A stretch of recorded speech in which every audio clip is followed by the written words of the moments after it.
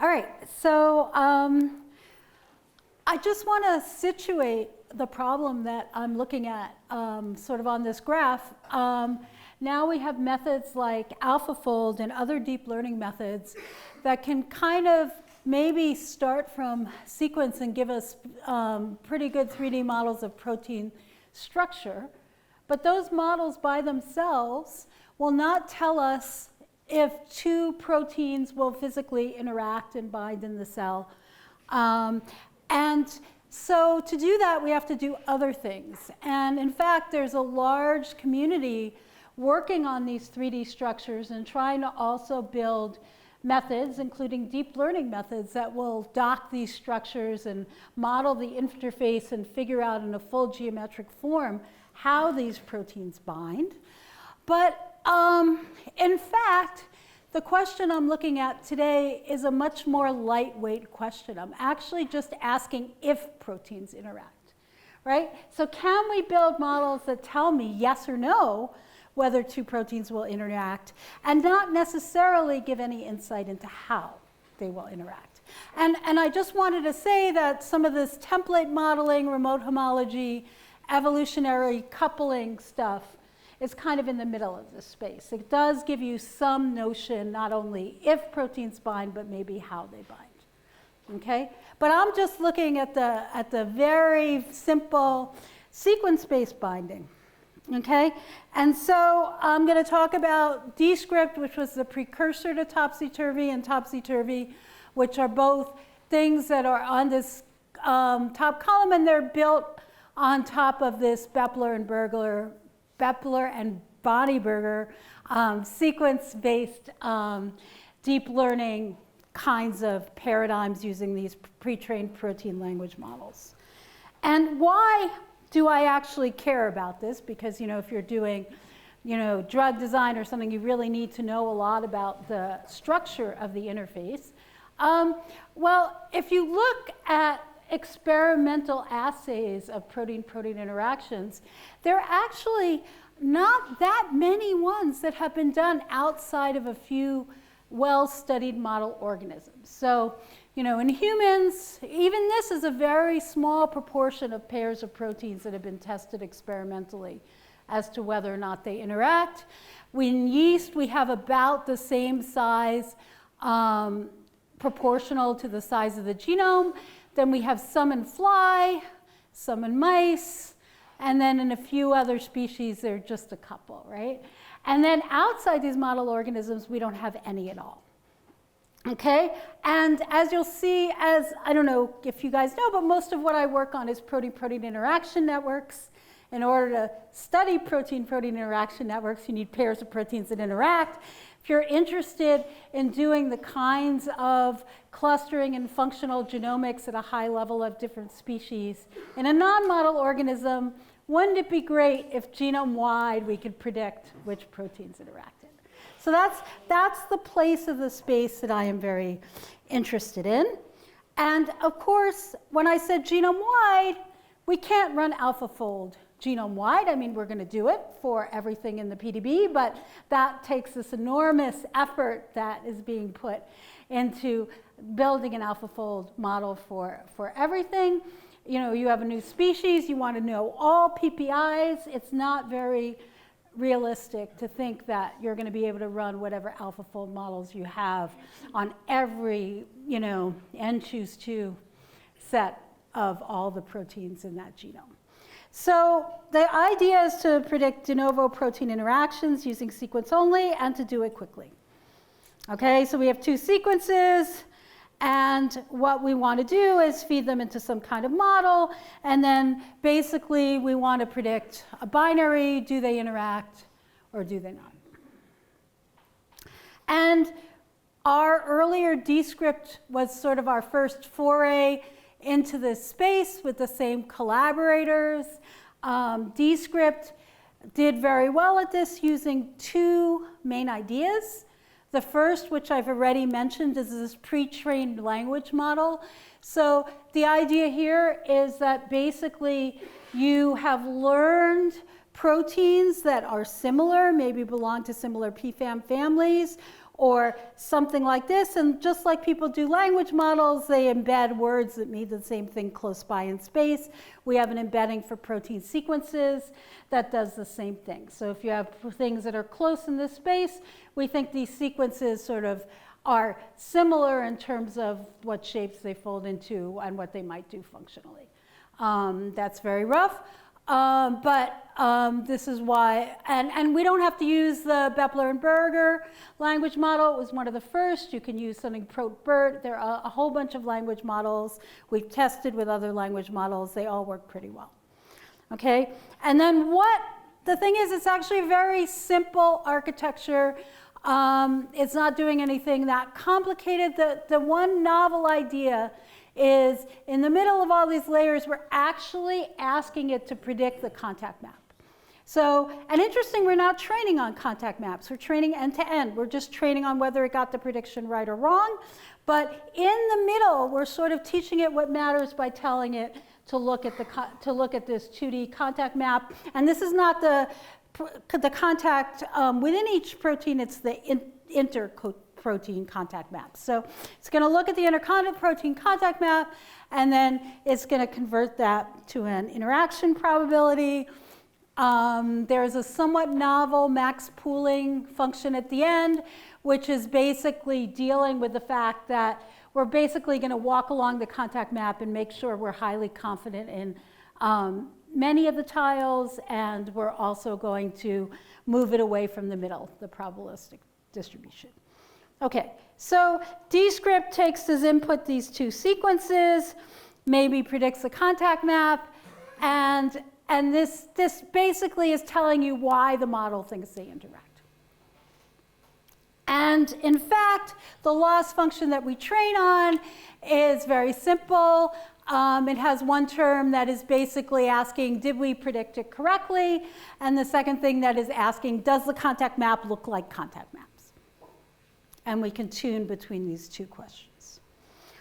Okay, so interestingly enough, there were already a lot of deep learning models that were trained on human proteins and were asked to predict whether two human proteins interacted, and they got almost perfect accuracy.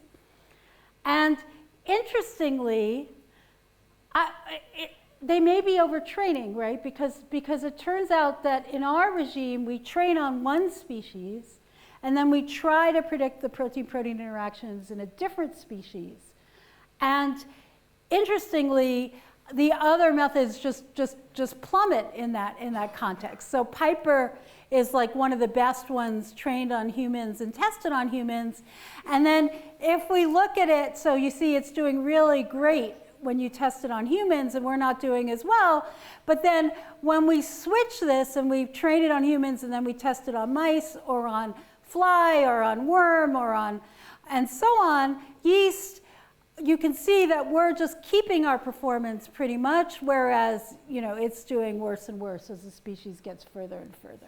So somehow maybe we're learning something intrinsically about structure here, which is good. And of course, this is, and you could of course make a hybrid method that just trusts whichever of our prediction or Piper's prediction is more confident, and that beats both of them, even in human.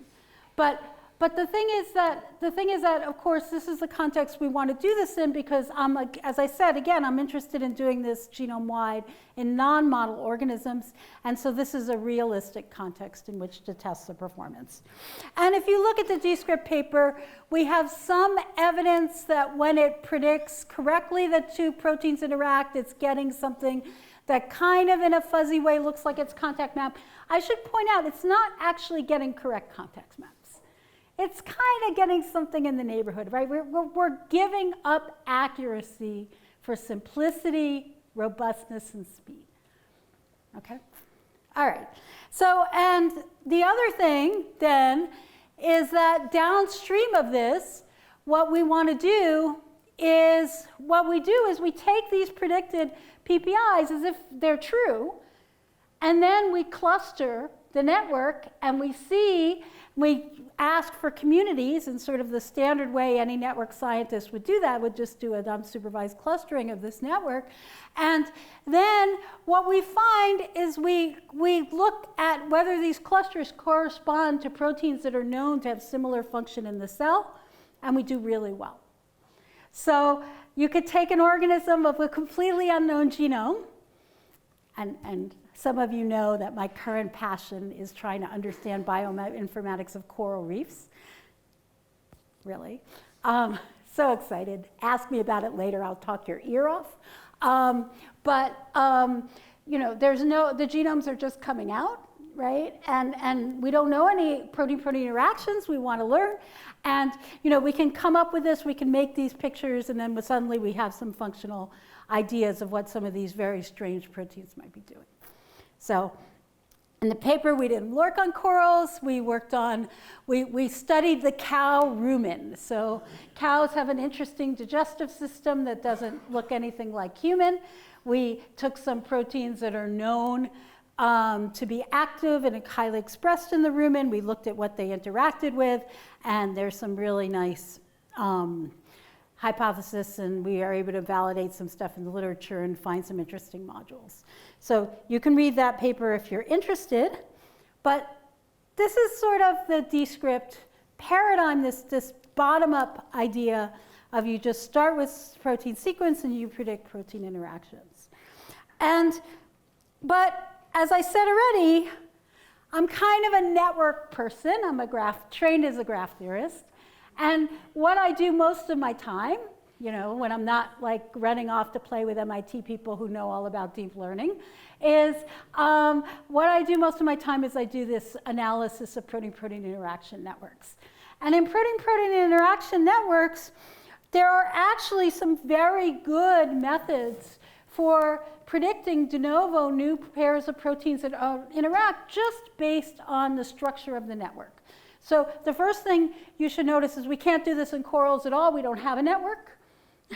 But if you have a species, even a species like fly, where you only have a partial network, you may be able to fill in missing edges just based on the edges that exist, right? And this is the kind of thing that people who study social networks do as well, right? And they do things like saying, you know, a friend of my friend is likely to be my friend. They do these triadic closures. They look at local neighborhoods, and they make very good predictions. Like whatever your social media says, could you be friends with this person? This is what they're doing. So we're looking at the big protein Facebook friend graph, or not Facebook if you're under the age of Snapchat or Insta or whatever. Okay, yeah, my kids won't be caught dead on Facebook. Okay, so, but what about the network? Yeah, so you have a bunch of true edges and some predicted edges. Approaches to predict a network from this partial network really come in two pieces. Oh, I went the wrong direction. There are these neighborhood-based methods. For example, I'm going to predict with high confidence an edge if there are many, many common neighbors. That's a simple neighborhood-based method. There are more complicated ones. There's something called the L3 metric that was introduced by Barabasi's group. And there's also these topology-based embedding methods. Most of them are built on these short random walks and network diffusion. You build this kind of node-to-vet type embedding where you kind of use the topology and structure of the network to decide what pairs of nodes are nearby, and you predict their edges to nearby nodes. And again, which one of these topology measures works the best depends very much on what problem we are solving. We have a set of work that shows that, you know, certain measures are better when you're trying to do link prediction versus when you're trying to do function prediction, and so on and so forth. So there's some fine-grained differences. But what we're going to do in Topsy-Turvy is we're going to actually try to incorporate this neighborhood view in it to improve. Oh, so that's not in this slide. So I'm sorry. So we wrote this paper called Glide that basically took a combination of this common neighbors type measure and this topology type measure and made a combined prediction. Basically, the way the combined prediction works is if you're in the common core and you have lots of common neighbors, you use the simple neighborhood measure.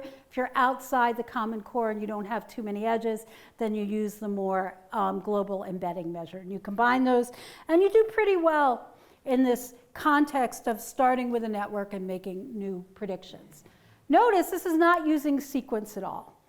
Okay, so this is this glide or glider paradigm. Glider was for function prediction, glide was for link prediction. The versions you want to use are different depending on which problem you're trying to solve. So there's some differences in these local neighborhoods. You can read about them in the paper. Yeah, I think I said this already. So you really use these common neighbors. When you have a large common neighborhood, you use the topology-based, more global method when you don't.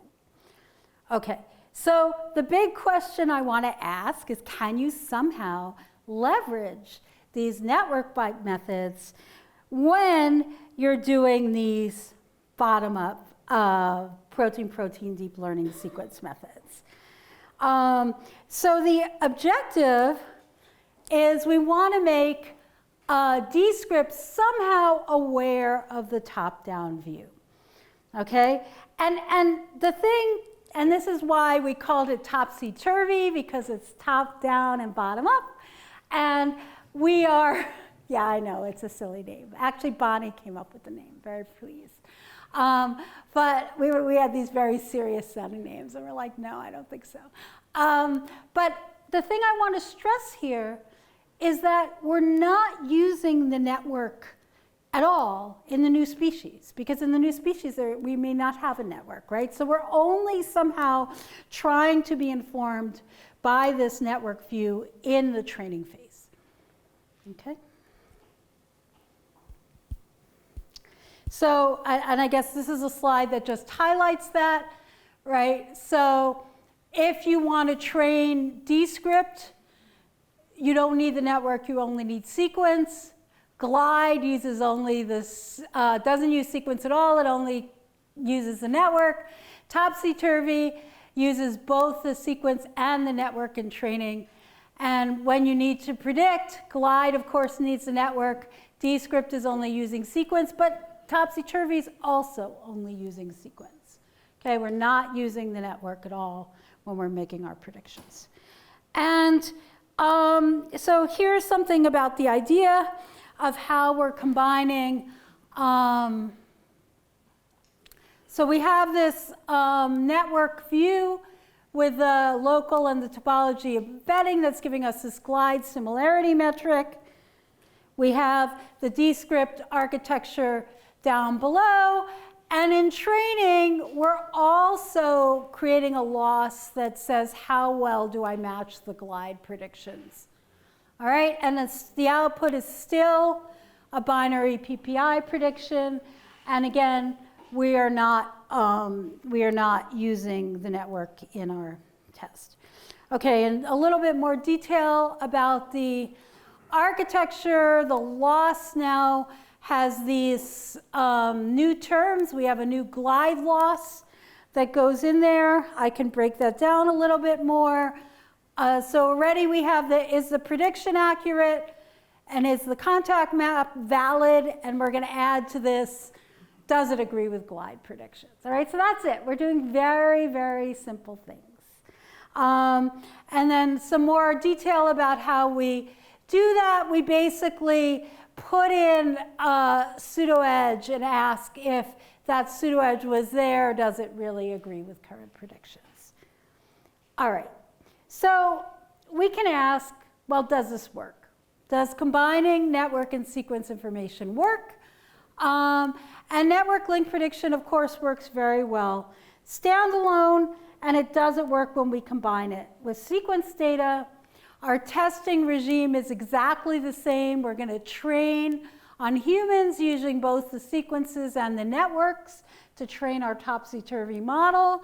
And then we're going to test on the interactomes of mice, worm, what is this, yeast? I don't know. Fly, and E. coli. Okay. So, okay, so, and in fact, when we do this, Topsy-Turvy actually does better than Descript in the cross-species evaluation. It's doing substantially better on all the different species. Okay. But before you get all excited, let me cast a little bit of doubt on whether we should be excited about this. And the issue is a structural issue on what it really means to combine global and local sequence information. And so the thing I'm really worried about is this ascertainment bias. Remember I said that these networks are sparse and incomplete, and people, you know, they're very, very filled in around anything that might have anything to do with cancer, but, you know, there are parts of this network that aren't well studied. What if the only thing Topsy-Turvy is learning are what parts of the network we've actually looked at, right? So maybe all that this is giving us is we're learning what's well-studied proteins, all right? Or maybe it's teaching us what are hubs, what are nodes of high degree, right? So this would be less interesting, right? If somehow the only thing we're getting out of this is we're biasing the networks by what we've studied, right? That's not exciting. And yeah, so maybe the constant, so if there's a high concentration of edges, maybe that's an interesting protein that's relevant in cancer. Maybe we've tested lots of things.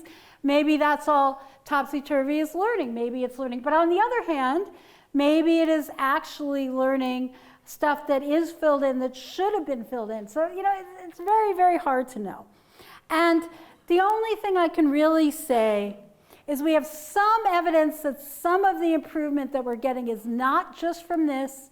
If we separate the performance improvements by degree, Topsy-Turvy is even improving what we're doing in the low degree nodes. It's improving things uniformly, even across the low degree modes. This gives us some idea that maybe the gain we're seeing is not just due to this ascertainment bias. I'm not completely sure, but it gives me hope. Okay, so yeah. So if we get good performance in the low degree regions, then maybe it's still doing something. Okay, so the last thing I want to talk about briefly is about Topsy-Turvy is the setting where we actually do have a partial network available. So, you know, we're looking at species where there are no experimental PPIs and we're just going to run Topsy-Turvy. Suppose you have some PPIs available as well as the sequence. Do you run Topsy-Turvy? Do you run network methods? What do you do?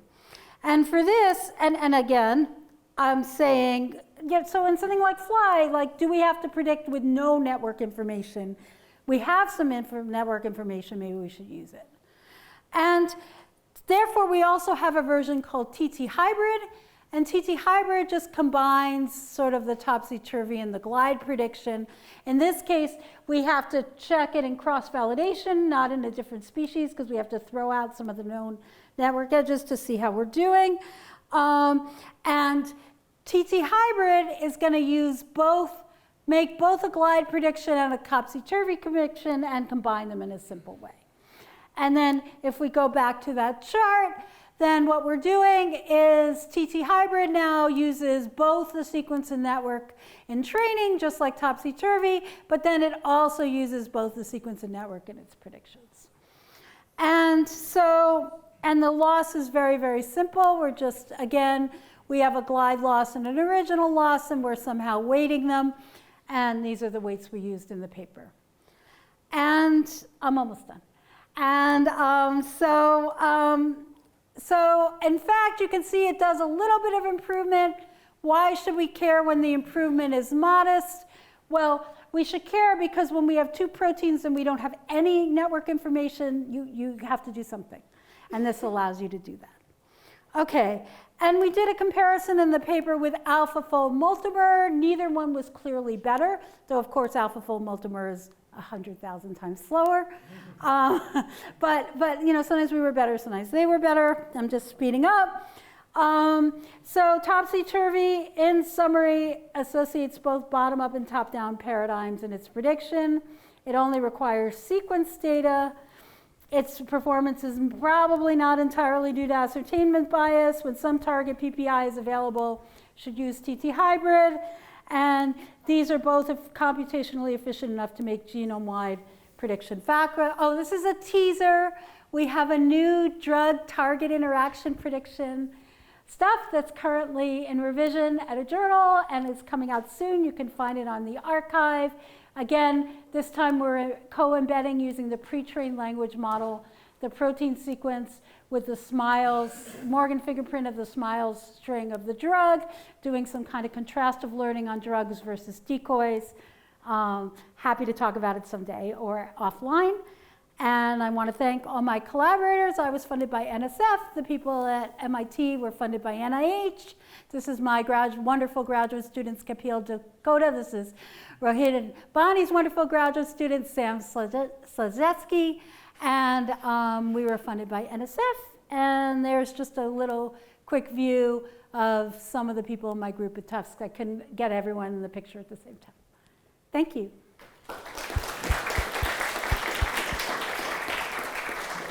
Thank you very much. There seem to be lots of questions. Thank you. Very nice talk. Thank you.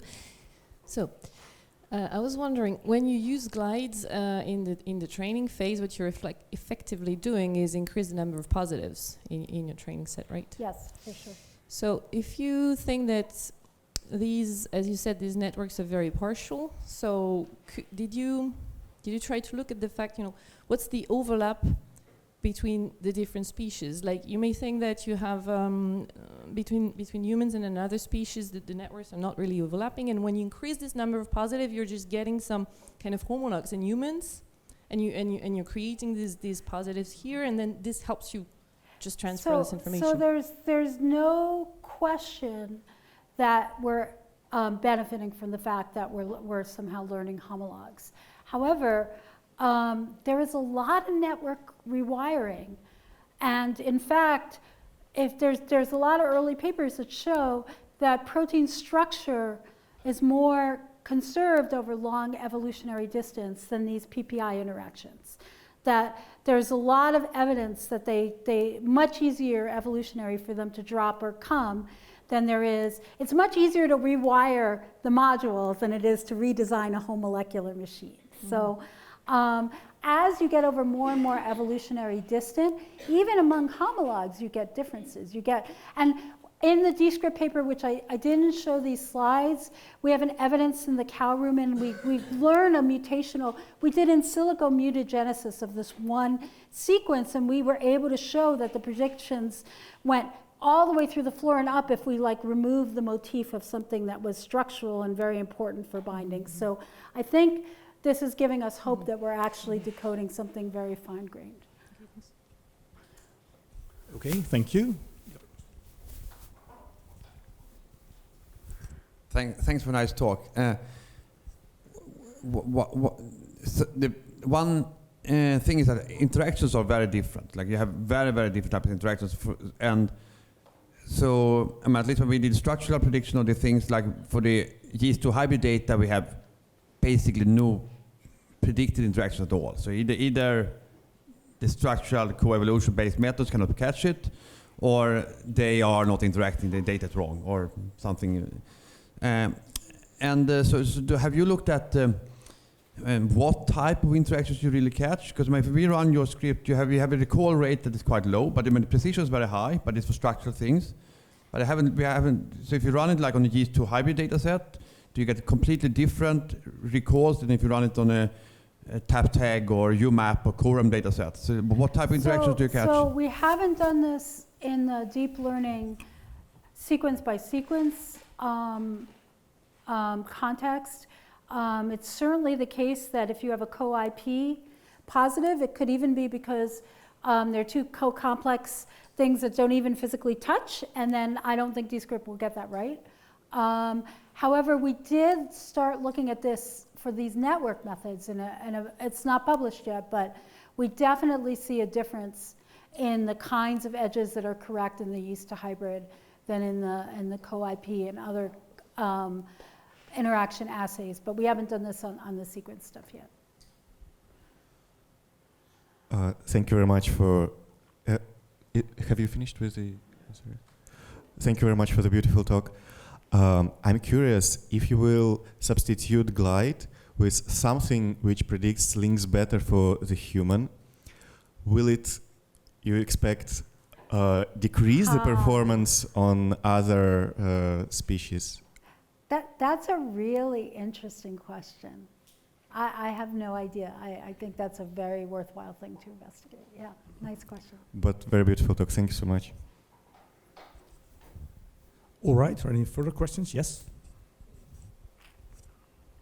Do you think that this script or version of it can be trained to predict the oligomeric state of the protein? Like if there is a self-interaction and how many copies are in there? Yes. So I have a graduate student right now working on trying to predict homodimers. And they're doing a beautiful job, and the contact maps seem to be a lot more realistic than what we're getting here. So now that's very simple, just 2 chains, self-interaction, and there's a lot of symmetry.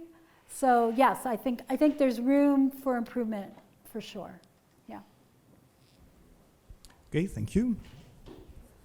Hello, thanks for the talk. I was just curious as if you tried also supervising the contact maps for the complex for which you have structures. Yes, we are trying that now, but the students keep trying to recreate AlphaFold. So the tendency when you start putting in the real contact maps and doing all this thing, you get more and more complex and more realistic, but then again, you know, basically we're going to rebuild AlphaFold multimer in the end. So the real question isn't, well, will contact maps help? Because of course they will. The real question is, what's the right way to incorporate that data that's sufficiently lightweight that we still get a genome-wide speed? Yeah. Okay, because like to me when you showed the slide, you were saying that you were forcing the network to implicitly learn a contact map, but without a supervision by contact map. It was a bit weird because the only supervision is L2 regularization somehow. Yeah. So like it's far from and the contact map. maps are not right. We're not learning correct contact maps. We're learning fuzzy stuff that is enough that we're getting a signal. Okay, thanks for your answer. All right, are there any further questions? Thank you so much.